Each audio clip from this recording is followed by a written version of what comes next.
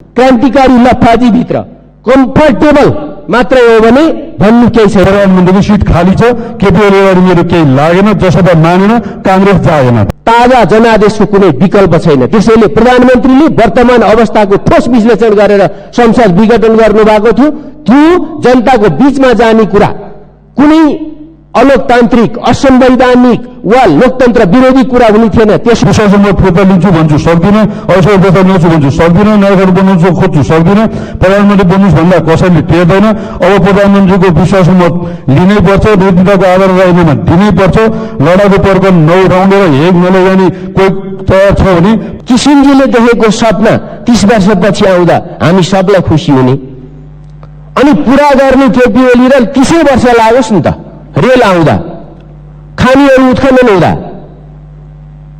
सबैले स्वच्छ पिउने पानी खान पाउँदा सरकारले कामै गरेन भन्नुहुन्छ। समर्थन फिर्ता लिन नसक्ने, अर्को सरकार बनाउनका निम्ति एक दलीय बनाउनु हो कि 2 दलीय बनाउनु हो कि 3 दलीय बनाउनु हो, कुनै एजेन्डा प्रस्तुत गर्न नसक्ने। काम चलाउ भयो, कसरी काम चलाउ भयो? केही पनि भएन भन्नुहुन्छ। धरारा बनेन। अब यो केही पनि देख्न, हेर्न, सुन्न सकिन्न भने एउटा मेरो विनम्रतापूर्वक सुझाव छ, कानमा रुवा राख्ने, आँखामा साउने चस्मा लगाउने। दलीय आधारमा मान्य सदस्यहरूको नाम प्राप्त हुन आएको छ। म उहाँहरूलाई बोल्न समय दिन्छु। सर्वप्रथम मान्य श्री गोकुल बास्कोटा, समय 10 मिनट।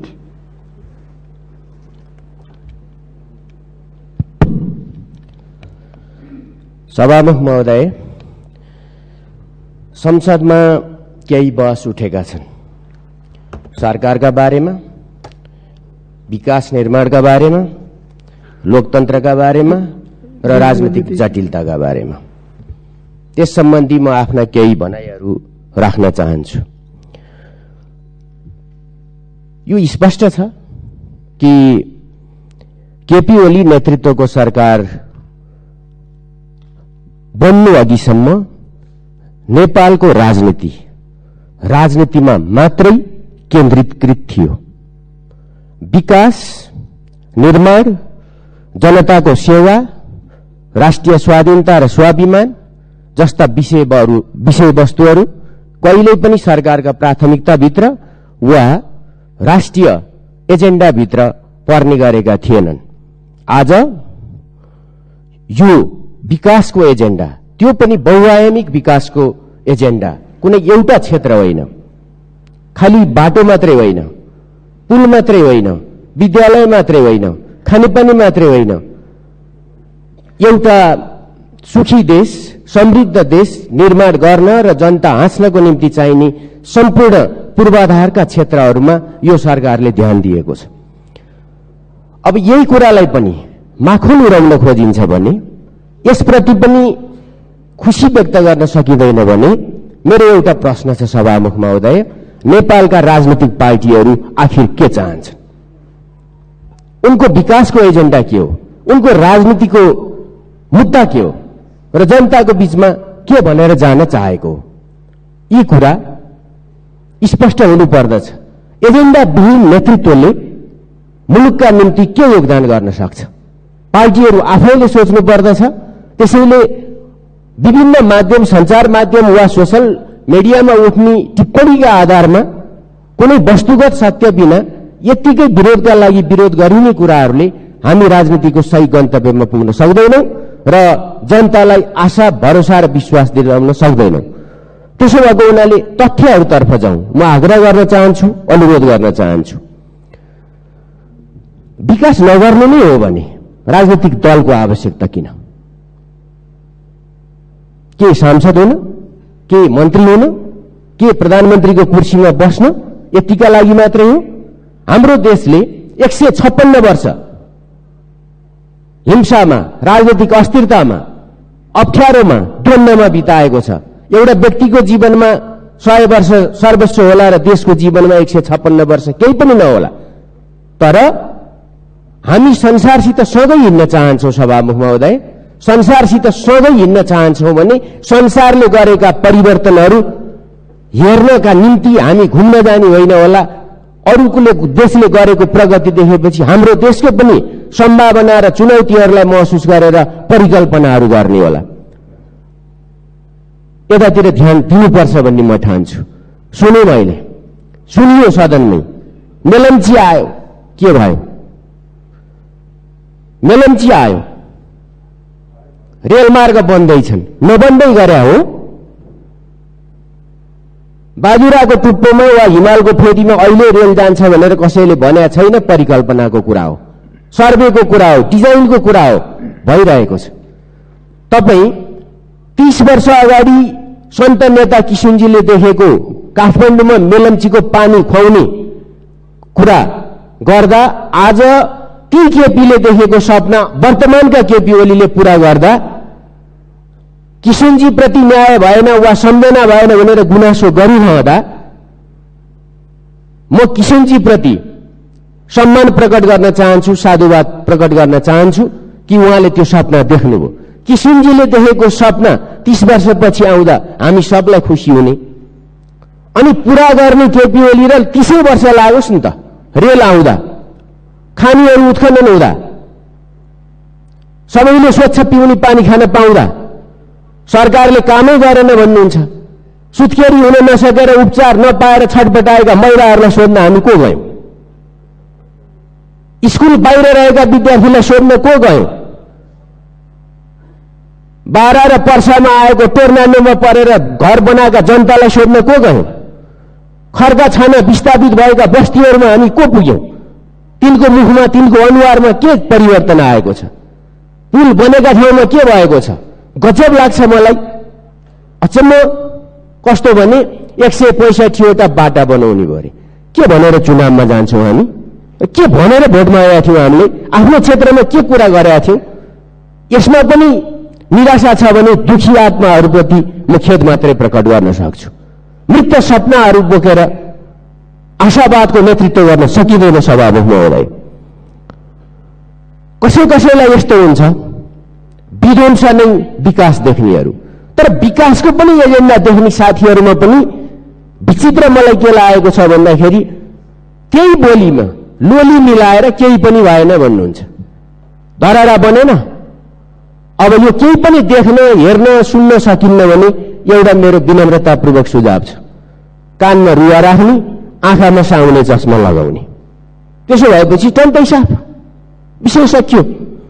यस हिसाबले जनतालाई निराश बनाउने गरी हामी नजाउँ। अर्को पनि कुरा म राख्न चाहन्छु। यदि प्रधानमन्त्रीले अगाडि सारेको विभिन्न पञ्चवर्षीय योजना वा अरू विकास निर्माणका योजनाहरूलाई हामीलाई देखेर, काम अगाडि बढेको देखेर साह्रै चिन्ता लागेको छ, प्रेसर बढाएको छ भने यो प्रेसर थप बढ्नेवाला छ। यो घट्नेवाला छैन, किनभने जनताको चाहना विकास हो, परिवर्तन हो। कहाँनेरि जनताले लोकतन्त्रलाई आफ्नो जीवनमा अनुदित गरेको देख्न सक्छन् सभामुख महोदय। उसले आफ्नो जीवनमा परिवर्तन आएपछि देख्न सक्छ। म अनुरोध गर्न चाहन्छु, विकासलाई हेर्ने दृष्टिकोण बदलौं, तथ्याङ्कमा खेलौं, आरोपमा मात्रै हामी समय बर्बाद नगरौं। बरु जनता दङ्ग, नेताहरू भरन्न किन भएको, राजनीतिक दलहरू भरन्न किन भएको? यो कस्तो ऐठन हो? विचित्र खालको कुरा देखिएको छ। त्यसैले मेरो अनुरोध छ, राजनीतिक दलहरू भोलि जनताको बीचमा जानुपर्छ आफ्ना एजेन्डा बोकेर, तथ्याङ्क बोकेर जाउँला। सरकारमा उनीहरू नउनीहरूले के बोकेर जानुहुन्छ? तपाईँको क्षेत्रमा भएको विकास त्यहाँको जनताले देखेका छैन।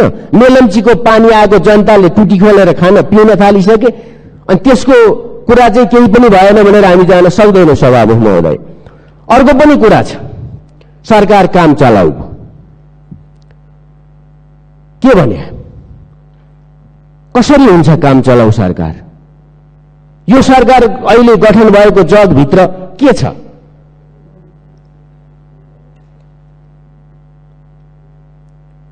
समर्थन आफू गर्ने, समर्थन फिर्ता लिन नसक्ने, अर्को सरकार बनाउनका निम्ति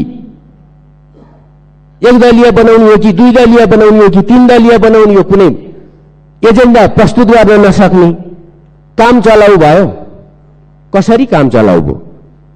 बरु विगतमा काम नचलाऊ भनेर शेरबहादुर देउवा प्रधानमन्त्री हुँदा लर्कन साथीहरूलाई बिना विभागीय बनाउँदा पनि काम गर्नै नपाउने सरकारमा पनि साथीहरू बस्नुभयो, मन्त्रीमण्डलको झुण्डमा लम्पट भएर बस्नुभयो। त्यो चाहिँ काम चलाउ थियो, यो काम चलाउ होइन। त्यसो भए झिक्नु पर्यो। विश्वासको मत प्रधानमन्त्री केपी ओलीलाई कसले दिएको हो हिजो? फिर्ता लिनुहोस्, अर्को विषय सुरुवात हुन्छ होला नि त। बन्दी बनाएर हामी जान सक्दैनौँ। त्यसैले मेरो अनुरोध के हो भने आफै अड्काउने, आफै पड्काउने त्यो काम नगरौँ। के गर्ने हो त्यो आफू गर्नुहोस्। राजनीतिको मैदान खुल्ला छ। विचारहरू, दृष्टिकोणहरू, मुद्दाहरू लिएर जनताका बीचमा जान सबै स्वतन्त्र छन्। यो हुन्छ। प्रतिगमन भयो। प्रतिगमन के भयो? जनताको बीचमा जानु प्रतिगमन हुन्छ भने अग्रगमन के हुन्छ? द्वन्द्वकालमा निरङ्कुश राजासित मिलेर शाही साम्यवाद लिएर आउनका निम्ति गरे वार्ता र छलफल चाहिँ अग्रगमन हो। प्रश्नहरू यस्ता पनि छन् र प्रतिगमन यस्तै हुन्छ भने विकास निर्माणमा, राष्ट्रियताको सुदृढीकरणमा, लोकतन्त्र सुदृढीकरण गर्न जनताको बीचमा जाने कुरामा प्रतिगमन देखिन्छ भने म दावासाथ भन्न चाहन्छु र कुनै पनि सरकारले त्यो गर्छ विश्वव्यापी मान्यताको हिसाबले सभामुख महोदय, यस्तो प्रतिगमन, विकासको प्रतिगमन, निर्माणको प्रतिगमन, जनताको बीचमा उनको अभिमत लिन जाने प्रतिगमन यो देशमा बारम्बार भइरहन्छ। किनभने यहाँ लोकतन्त्र छ। यहाँ कुनै एउटा दलले सत्ता कब्जा गरेको विषय होइन। यहाँ चेक एन्ड ब्यालेन्सको सिस्टम छ। त्यसतर्फ हामीले महसुस गर्नुपर्दछ र मुलुकलाई निकास दिन नसक्ने हो भने ताजा जनादेशको कुनै विकल्प छैन। त्यसैले प्रधानमन्त्रीले वर्तमान अवस्थाको ठोस विश्लेषण गरेर संसद विघटन गर्नुभएको थियो। त्यो जनताको बीचमा जाने कुरा कुनै अलोकतान्त्रिक, असंवैधानिक वा लोकतन्त्र विरोधी कुरा हुने थिएन। त्यसो हो भने बेलायत, जापान, इजरायल, भारत जस्ता देशहरू प्रतिगामी हुन्, त्यहाँ पनि लोकतन्त्र छ। त्यसैले लोकतन्त्रको विश्वव्यापी मान्यतामा जनता सार्वभौम सत्ता सम्पन्न हुन्छन्। त्यहाँनिर गएर हामीले को लोकतान्त्रिक हो, को लोकप्रिय हो, को अलग प्रिय हो भन्ने थाहा पाउनु पर्दछ।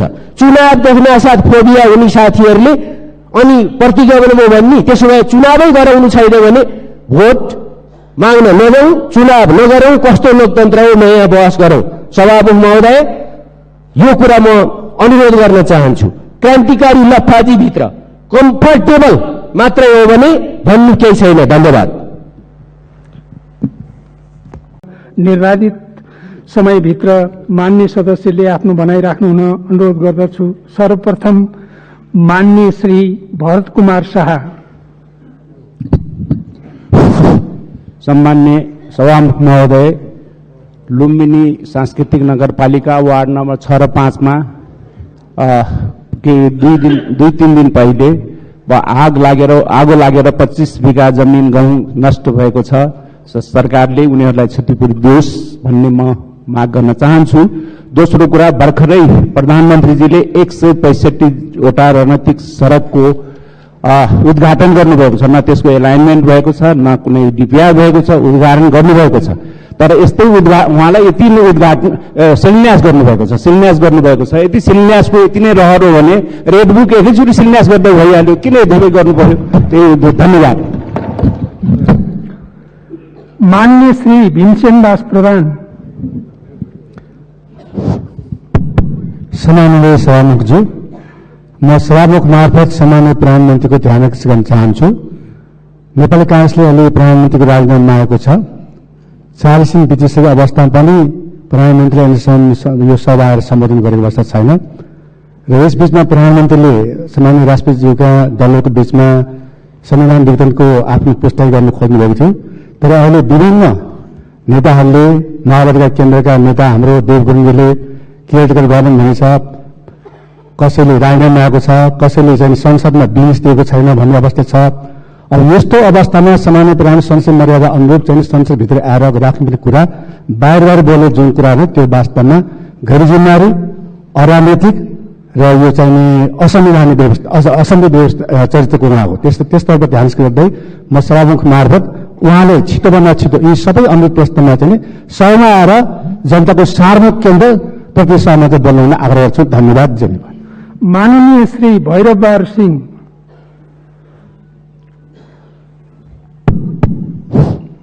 सम्माननीय सभामुख महोदय, बझाङ जिल्लाका 12वटा स्थानीय तहमा खरेडी परेको छ र हिउँदे बाली गहुँ जौँ खेतमा सुकेको छ।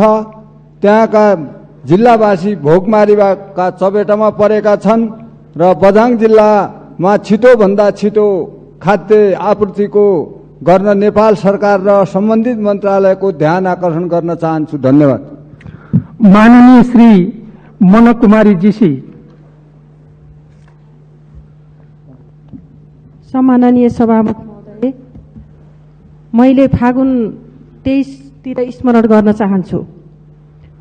हामी पुनस्थापित संसद भइसकिसकेपछि जब यहाँ यस गरिमामय सदनमा पस्यौं, सम्माननीय सभामुख महोदय, बेपत्ता पारिएका व्यक्तिको छानबिन, सत्य निरूपण तथा मेलमिलाप आयोग, तेस्रो संशोधन अध्यादेश 2077, यौन हिंसा विरुद्ध केही ऐन संशोधन, फौजदारी कानून तथा फौजदारी कार्यविधि सम्बन्धी केही ऐन संशोधन जस्ता महत्त्वपूर्ण विषयमा छलफल गर्ने गरी उपस्थित हुन पाउँदाखेरि अब देशले, जनताले सुखी नेपाली र समृद्ध नेपालको एउटा राष्ट्रिय आकांक्षालाई लिएर सम्माननीय प्रधानमन्त्रीज्यूको नेतृत्वमा बनेको सरकारले जनताहरूले जुन विकासको एउटा आनन्दानुभूति गर्न पाइराखेका थिए त्यो गतिमा अगाडि बढ्छ भन्नेमा विश्वास थियो।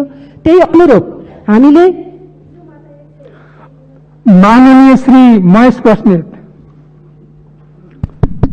सामान्य सभामुख महोदय, चुनाव अगाडि गठबन्धन बनाए, चुनाव जितेपछि एकीकरण गराए, सरकार बनाउँदा आधा कार्यकाल मागे, कार्यकारी अध्यक्ष पाएपछि भएको भनेर छाडे, कार्यकारी प्रयोग गरी प्रधानमन्त्री र अध्यक्षको राजीनामा मागे, संसद विघटन गरेर परिवर्तनको घोषणा गरे, निर्वाचनको घोषणा गरे, लोकतन्त्र सङ्कटमा पर्यो भनेर कराए, प्रतिबन्ध चिच्चाए, आन्दोलन गराए, मिसन मिडिया चलाए, वकिल नागरिक समाज उचाले, अदालत गुहारे, निर्वाचन आयोग धाए, माइतीघर मण्डलामा सूर्यको चिन्ह लगाए, सेटिङको हल्ला चलाए, संसद दलको नेता बने, अध्यक्ष घोषणा गरे, 11 गतेको फैसलाले मक्ख परे, लड्डु खाए, अभिज दले, काङ्ग्रेस र सजवाको अभिज धाए, समाजको डबल धाए, 23 गतेको फैसलापछि आफ्नो साइडमा आए, विश्वास मत फिर्ता लिन्छु भन्छु सक्दिनँ, अवसर फिर्ता ल्याउँछु भन्छु सक्दिनँ, नागरिक बनाउँछु खोज्छु सक्दिनँ, प्रधानमन्त्री बन्नुहोस् भन्दा कसैले टेर्दैन, अब प्रधानमन्त्रीको विश्वास मत लिनै पर्छ, नेतृत्वको आधार राजीनामा दिनै पर्छ, लडाकु पर्क नउठाउने र हेग नलैजाने कोही तयार छ भने प्रधानमन्त्रीको सिट खाली छ। केपी ओली अगाडि मेरो केही लागेन, जसपा मानेन, काङ्ग्रेस जागेन। धन्यवाद। माननीय लिङ्कदेन, समय 3 मिनट।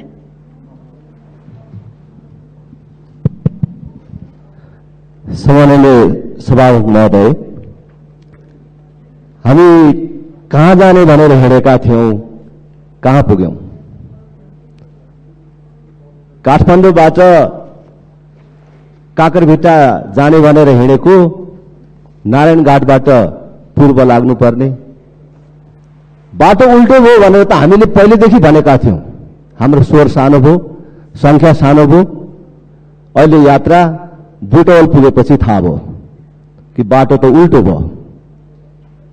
आज हामी जुन अस्थिरताको सामना गरिराखेका छौं, जुन अनिश्चयको सामना गरिराखेका छौं, कि यो कुनै एउटा व्यक्तिको, कुनै एउटा पार्टीको असफलता हो,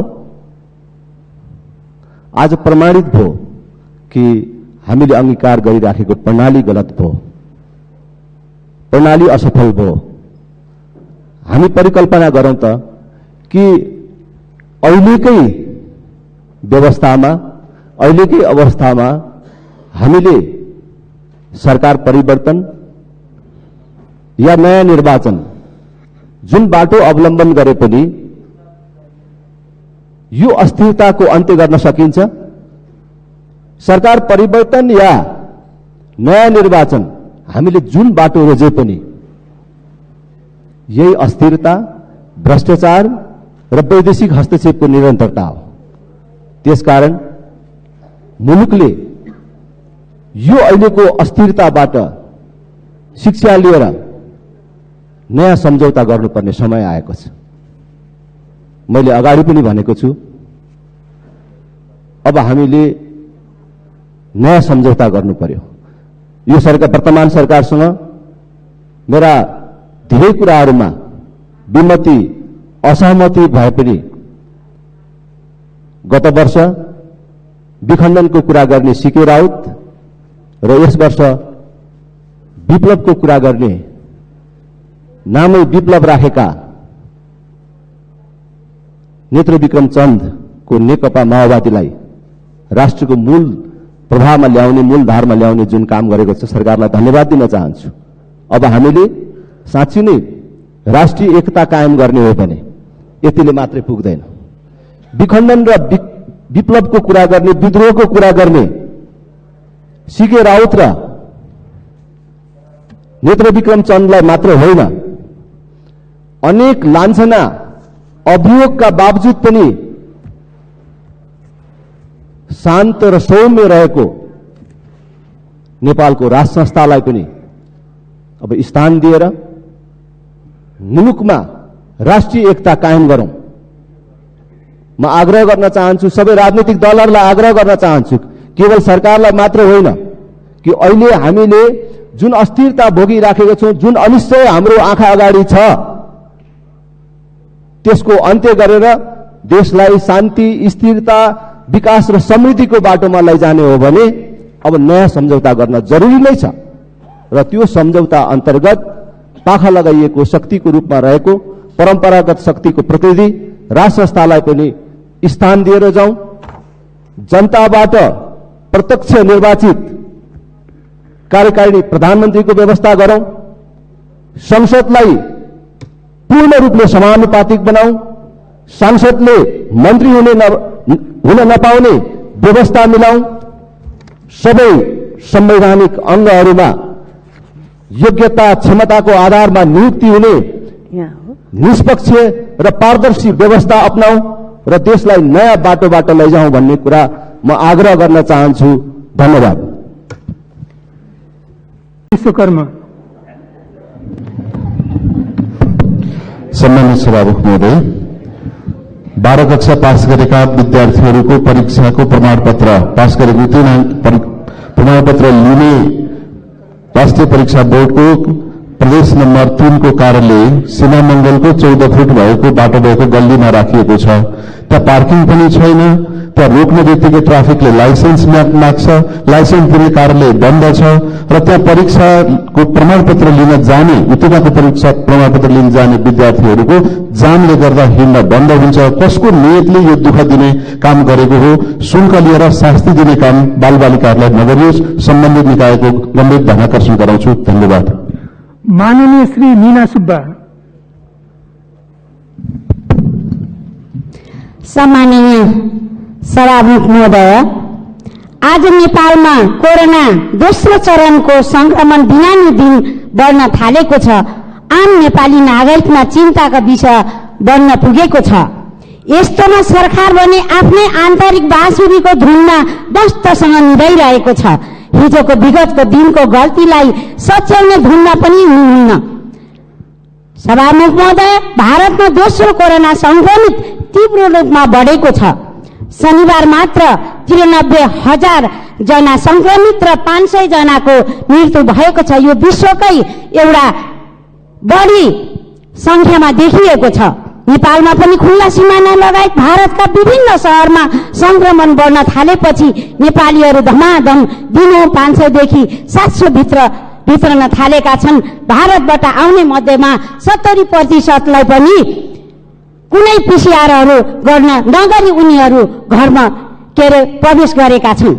यसले नेपालमा पनि भयावह स्थिति आउने निश्चित छ। सरकारको सीमा प्राप्त स्वास्थ्य मापदण्ड, हेल्थ डेस्क, आइसोलेसन, थर्मोगन साथै स्वास्थ्य कर्मी उपलब्ध गराउन सकेको छैन। यसमा म सरकारको ध्यान आकर्षण गर्न चाहन्छु। र सभामुख महोदय, माननीय श्री मेटमणि चौधरी।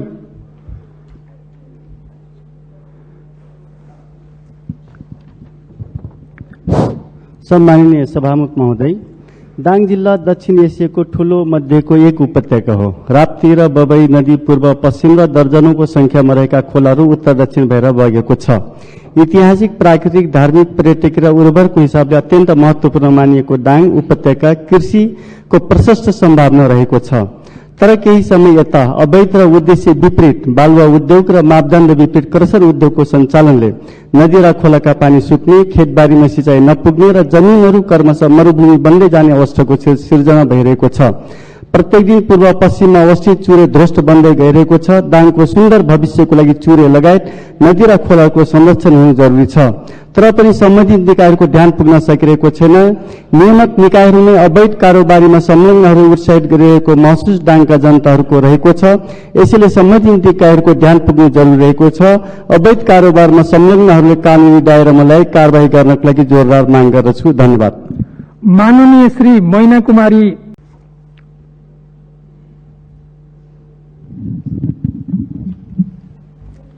सम्मान्य सभामुख महोदय, नेपाल सरकारद्वारा देशव्यापी रूपमा 165 सड़क सम्पन्न गर्ने उद्देश्यका साथ सड़क शिलान्यास गर्नुभएको छ र काठमाडौँवासी जनताको लागि खानेपानीको सपना सम्पन्न गर्नुभएको छ र श्रावण 1 गतेदेखि सामाजिक सुरक्षा भत्ता गर्ने घोषणा गर्नुभएको छ र नेपाल सरकारलाई म हार्दिक बधाई तथा धन्यवाद ज्ञापन गर्न चाहन्छु। माननीय श्री मोहन बानिया। सम्माननीय सभामुख महोदय, अब केही पछि बर्खे सिजन सुरु हुन्छ। प्रसङ्ग छ कर्णाली राजमार्गको। कर्णाली राजमार्गको सुर्खेतदेखि नागमासम्मको अधिकांश खण्डहरू अहिले कालोपत्रे चाहिँ बिग्रेर खतम छ, धुलामय छ र बर्खे सिजन सुरु भइसकेपछि हिलामय हुन्छ। त्यसै कारणले सरकारले सिंगल लेनको कन्सेप्टमा बनाएको सो सडक कर्णाली सडक राजमार्ग डबल लेन पनि छैन र अधिकांश बाटो बिग्रेर अधिकांश बीचका पहिरोहरूले घट्टे खोलो, दही खोलो लगायतका चाहिँ ती खोलाहरूले पनि चाहिँ शास्ति बनाएका छन् र विशेष गरी रारा जाने पर्यटकहरूलाई चाहिँ हिँड्ने पर्यटकीय मार्ग भएको हुनाले यो बाटो चाँडोभन्दा चाँडो नेपाल सरकारको ध्यान दृष्टिमा जानुपर्छ र कालोपत्रे बिग्रेको ठाउँमा तुरन्त चाहिँ कालोपत्रे बनाउनु पर्यो। यो गुणस्तरको बनाउनु पर्यो र नागमादेखि गमगढीको खण्ड जुन छ कालोपत्रे भएको छैन, नेपाल सरकारको पहिलो प्राथमिकतामा राखेर गमगढीसम्मको। माननीय श्री मोहन प्रसाद पाण्डे। सभामुख महोदय, सिद्धार्थ राजमार्गका सन्दर्भमा सरकारको ध्यान किन आकृष्ट हुन सकेन? बुटवलदेखि दोभानसम्म त्यो सडकको दुर्दशा हेर्दा सरकारका मन्त्रीहरू पटक पटक त्यही बाटो ओहोरदोहोर गर्नुभएको छ। म आग्रह गर्न चाहन्छु, 12-15 करोड ठूलो कुरा होइन। 2 महिना 3 महिनाभित्र 12-15 करोड रकम विनियोजन गर्यो भने त्यहाँ कालोपत्रे गर्न सकिन्छ। वर्षै पछि मान्छेको ज्यान गएको छ, जीवन जोगाउने काममा सरकार लागि परोस्। म आग्रह गर्न चाहन्छु, शालिग्राम मार्गका निम्ति बजेट विनियोजन गरिएको छैन, किन पूर्वाग्रह राखेको छ? म हार्दिकतापूर्वक आग्रह गर्न चाहन्छु। त्यसै गरी शालिग्राम शिलाका सन्दर्भमा तटबन्ध निर्माण गर्नका निम्ति पर्याप्त बजेट विनियोजन गर्न म हार्दिकतापूर्वक आग्रह गर्दछु। सरकारको ध्यान सिद्धार्थ राजमार्गको पोखरादेखि बुटवलसम्मका निम्ति सम्पूर्ण रूपले केन्द्रित गर्न म आग्रह गर्न चाहन्छु। मेरुदण्डमा खेलवाड नहोस्। धन्यवाद। मान्य श्री यज्ञबहादुर बोगटी।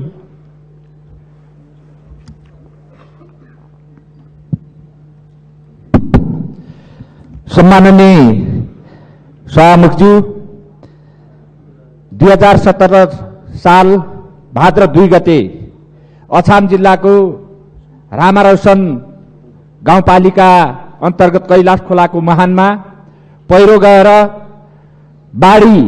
ठूलो बाढीले त्यहाँको जनताको ठूलो धन जनको क्षति भएको छ र त्यो धनजनको क्षति मात्रै नभएर अहिले पनि त्यहाँ बृहत तटबन्धनको आवश्यकता छ र त्यहाँका जनता किसानका सिँचाइ कुलाहरू भत्काइएको छ र ती सिँचाइ कुला हालसम्म पनि निर्माण हुन सकिरहेको छैन। अब बर्खे सिजनमा धान रोप्ने बेला आइसक्यो तर त्यो सिँचाइ कुलो अहिले पनि निर्माण भएको अवस्था छैन। त्यसकारणले नेपाल सरकारको म गम्भीर ध्यान आकर्षण गराउन चाहन्छु। अहिले नै त्यो कैलाश खोलामा गएको बाढी पीडितका निम्ति विशेष प्याकेज निर्माण गरेर कुलो निर्माण र तटबन्धनको बृहत योजना निर्माण गरियोस् भन्ने सरकारसँग म जोरदार माग गर्न चाहन्छु। धन्यवाद। माननीय श्री योगेश कुमार भट्टराई।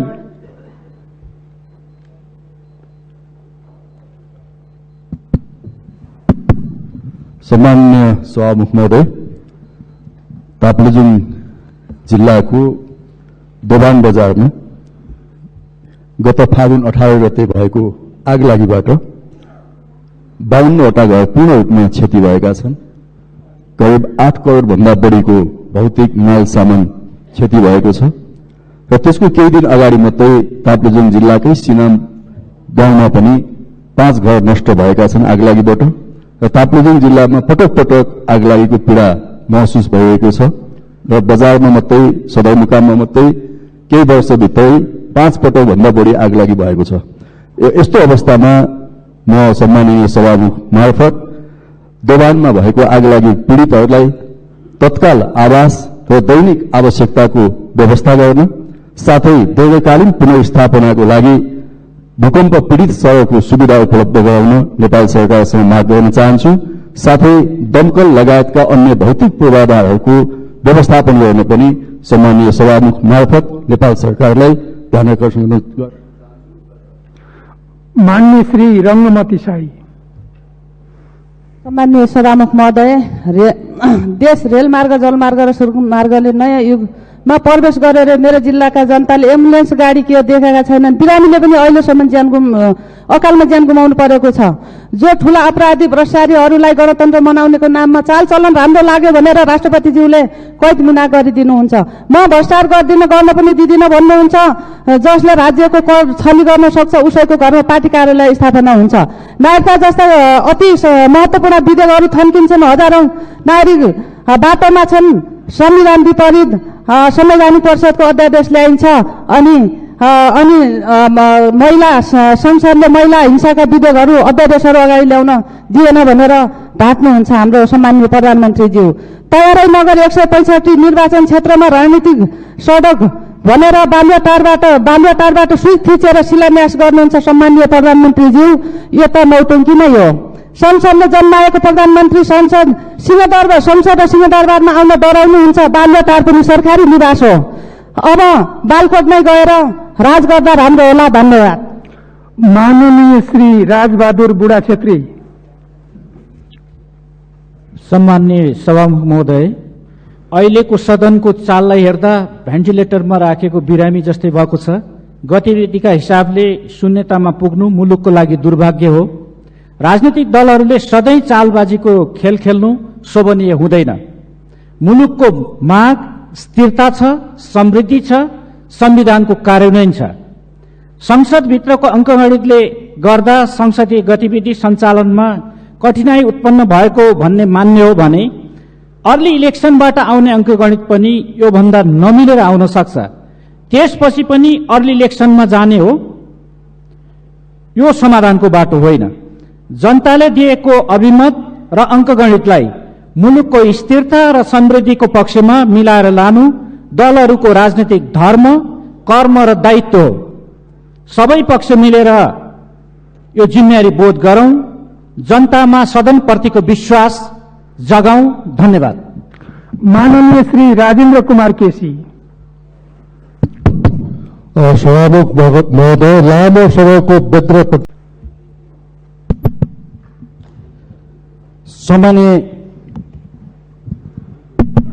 सम्मानीय सभामुख महोदय, देशभरि अहिले आगो लागि भइरहेछ। त्यसैले धनकुटा पनि पछुतो सकेन। दैनिक आगो लागि कारणबाट धनकुटावासीहरू त्राही छन्। हालसम्ममा 40वटा सामुदाय वन, 18,000 हेक्टरमा वन नष्ट भइसकेको छ।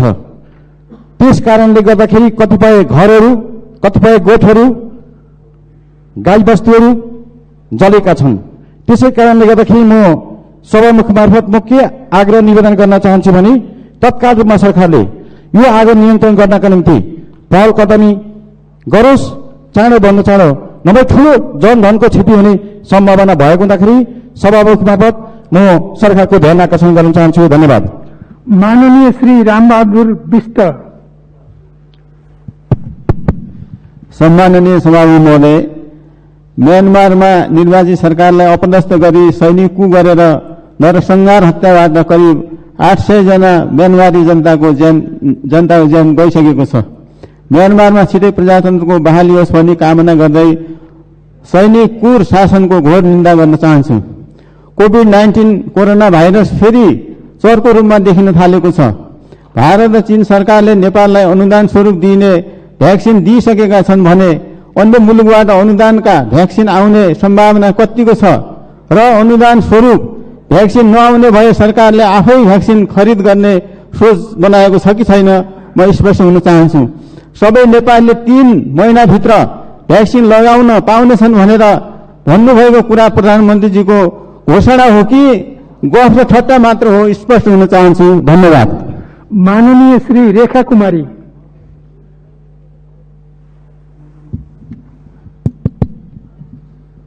सामान्य सभामुख महोदय, सुखी नेपाली समृद्ध नेपालको सपना पूरा गर्ने यही वर्तमान सरकार हो। यसकारण आशा पनि यही सरकारबाट छ जनताको। रौतहटको नेपाल भारत बोर्डरको 10 गजामा लालबगैया नदीसँग जोडिएका भारतीय बाँध 10 गजामा भत्किएको बाँध अहिलेसम्म मर्मत भएको छैन र यो सदरमुकाम जस्तो सदरमुकाम नै रहेको गौर नगरपालिका त्यहाँको ठूलो संरचना जो अहिले जोखिममा छ। यसकारण यो सम्बन्धित पक्षको ध्यान समयमै पुगोस् भन्ने आग्रह गर्न चाहन्छु। धन्यवाद। माननीय श्री रेणुका गुरुङ।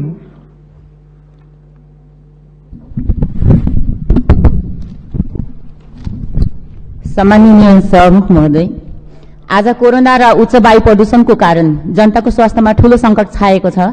कोभिड भ्याक्सिन पश्चात पनि छिमेकी देश भारतमा बढ्दो तेस्रो चरणको कोरोनाको असर नेपालमा पनि देखिन थालेको छ। सरकारले आफूले गरेका प्रतिबद्धता अनुसार पर्याप्त कोभिड भ्याक्सिन उपलब्ध गराउन खुला सीमा क्षेत्रमा पर्याप्त जनशक्ति सहितको हेल्थ डेस्क र टेस्टिङ किट्सको व्यवस्था गर्न र बेरोजगारीलाई रोजगारको सुनिश्चित गर्न सकेको छैन। त्यही पनि 40-50 अरब फजुल खर्च गर्ने गरी गैर संवैधानिक निर्वाचन गर्न तल्लिन्छ। यो जनताको स्वास्थ्य र विश्वासमाथिको ठूलो अपमान हो। यसको लागि सरकार तथा सम्पूर्ण राजनीतिक दलको गम्भीर ध्यान आकर्षण गराउन चाहन्छु। धन्यवाद। माननीय श्री लक्ष्मी परियार। सम्माननीय सभामुख महोदय, सरकारको प्रशंसा गर्न पर्यो किन नगरेको भनेर सरकार पक्षीय मान्यज्यूहरूले खुबै रोइलो गर्नुहुन्छ। प्रशंसा गर्नको लागि सरकारले कुनै त्यस्तो काम गरेको छैन। प्रशंसनीय काम हुनु पर्यो नि। सरकारले जनता आक्रोशित हुने काम गर्ने, त्यसैले हामी प्रशंसा गर्न सक्दैनौँ। रोइलो बन्द गर्नुहोस् मान्यज्यूहरू, हामी कसैको मृत्युमा हाँस्न सक्दैनौँ। इलाम नगरपालिकाका मेयरले त्यहाँको एउटा दलित बस्ती उजाडी राख्नु भएको छ। भीमसेन स्थान मन्दिरको संरक्षणको नाउँमा धनीपूर्जा भएको नम्बरी जग्गा, त्यहाँका जग्गा धनी स्यान्डु चहर, किशोर त्रिखत्री, कल्पना त्रिखत्री, सन्तोष परियार र कपिल परियारलाई कुनै स्रोत खोज्नै नगरी बिना छलफल राजनीतिक प्रतिशोध राखी बासविहीन बनाएको छ। त्यसलाई सदर गराउँदै संघीय मामिला तथा सामान्य प्रशासन मन्त्रालयबाट दलित बस्ती उजाड्ने निर्देशन सहितको पत्र पठाउँछ। यो सरकार गरिब दलित मुखा जनताप्रति अनुदार छ। सभामुखजी, यस्तो गुण्डागर्दी प्रवृत्तिबाट नागरिकले सुख पाउँदैनन्। त्यो दलित बस्ती नउठाइयोस्, बासविहीन नपारियोस्। सरकारले सोचोस्, यदि नसोच्ने हो भने त्यसको परिणाम राम्रो हुँदैन। सभामुख मार्फत सरकारको ध्यान आकर्षण गर्न चाहन्छु। धन्यवाद। मान्य सदस्यहरू, शून्य समयमा मान्य सदस्यहरूले बोल्ने क्रम यही समाप्त हुन्छ। मान्य सदस्य निर्धारित समयभित्र मान्य सदस्यले आफ्नो भनाइ राख्नु हुन अनुरोध गर्दछु। सर्वप्रथम मान्य श्री भरत कुमार शाह। सम्मान्य सभामुख महोदय, लुम्बिनी सांस्कृतिक नगरपालिका वार्ड नम्बर 6 र 5 मा 2-3 दिन पहिले आगो लागेर 25 बिघा जमिन गहुँ नष्ट भएको छ। सरकारले उनीहरूलाई क्षतिपूर्ति दियोस् भन्ने म माग गर्न चाहन्छु। दोस्रो कुरा, भर्खरै प्रधानमन्त्रीजीले 165वटा रणनीतिक सडकको उद्घाटन गर्नुभएको छ। न त्यसको एलाइनमेन्ट भएको छ, न कुनै डिपिआर भएको छ, उद्घाटन गर्नुभएको छ। तर यस्तै उहाँलाई यति नै शिलान्यास गर्नुभएको छ। यति शिलान्यासको यति नै रहर हो भने रेड बुक एकैचोटि शिलान्यास गर्दै भइहाल्यो, किन धेरै गर्नु पर्यो? त्यही धन्यवाद। मान्य श्री भीमसेन दास प्रधान। सम्माननीय सभामुखज्यू, म सभामुख मार्फत सम्माननीय प्रधानमन्त्रीको ध्यान आकर्षण गर्न चाहन्छु। नेपाली कांग्रेसले अहिले प्रधानमन्त्रीको राजीनामा मागेको छ।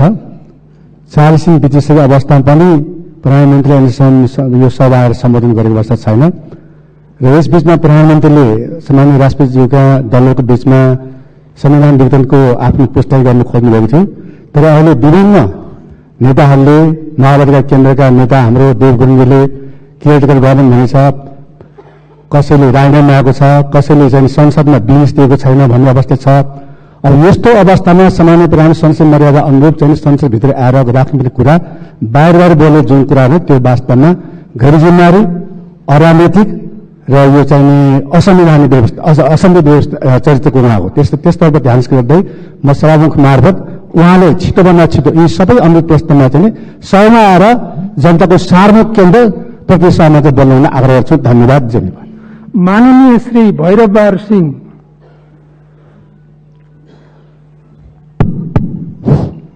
सम्माननीय सभामुख महोदय बझाङ जिल्लाका 12वटा स्थानीय तहमा खरेडी परेको छ र हिउँदे बाली गहुँ जौँ खेतमा सुकेको छ त्यहाँका जिल्लावासी भोकमारीका चपेटामा परेका छन् र बझाङ जिल्लामा छिटोभन्दा छिटो खाद्य आपूर्तिको गर्न नेपाल सरकार र सम्बन्धित मन्त्रालयको ध्यान आकर्षण गर्न चाहन्छु धन्यवाद माननीय श्री मनोज कुमारी जीसी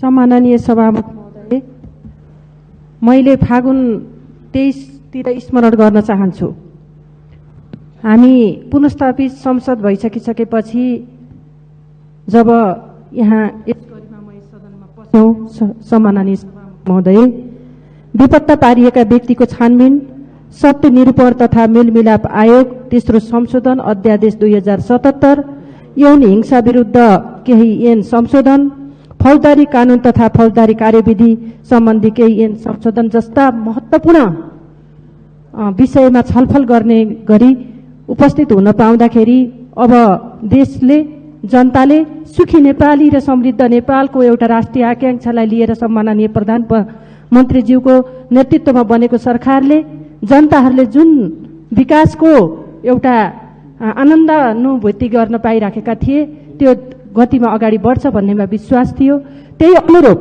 हामीले माननीय श्री महेश बस्नेत सामान्य सभामुख महोदय चुनाव अगाडि गठबन्धन बनाए चुनाव जितेपछि एकीकरण गराए सरकार बनाउँदा आधा कार्यकाल मागे कार्यकारी अध्यक्ष पाएपछि भएको भनेर छाडे कार्यकारी प्रयोग गरी प्रधानमन्त्री र अध्यक्षको राजीनामा मागे संसद विघटन गरेर परिवर्तनको घोषणा गरे निर्वाचनको घोषणा गरे लोकतन्त्र सङ्कटमा पर्यो भनेर कराए प्रतिबन्ध चिच्चाए आन्दोलन गराए मिशन मिडिया चलाए वकिल नागरिक समाज उचाले अदालत गुहारे निर्वाचन आयोग धाए माइतीघर मण्डलामा सूर्यको चिन्ह लगाए सेटिङको हल्ला चलाए संसद दलको नेता बने अध्यक्षको घोषणा गरे 11 गतेको फैसलाले मक्ख परे लड्डु खाए अभिज दले काङ्ग्रेस र सजवाको अभिज धाए नागरिक समाजको डबल धाए 23 गतेको फैसलापछि आफ्नो साइडमा आए विश्वासमत फिर्ता लिन्छु भन्छु सक्दिनँ ऐश्वर्य फिर्ता ल्याउँछु भन्छु सक्दिनँ नागरिक बनाउँछु खोज्छु सक्दिनँ प्रधानमन्त्री बन्नुहोस् भन्दा कसैले टेर्दैन अब प्रधानमन्त्रीको विश्वासमत लिनै पर्छ नेतृत्वको आधार राजीनामा दिनै पर्छ लडाकु पर्क 9 राउन्डेर हेग नलैजाने कोही तयार छ भने प्रधानमन्त्रीको सिट खाली छ केपी ओली अगाडि मेरो केही लागेन जसपा मानेन काङ्ग्रेस जागेन धन्यवाद माननीय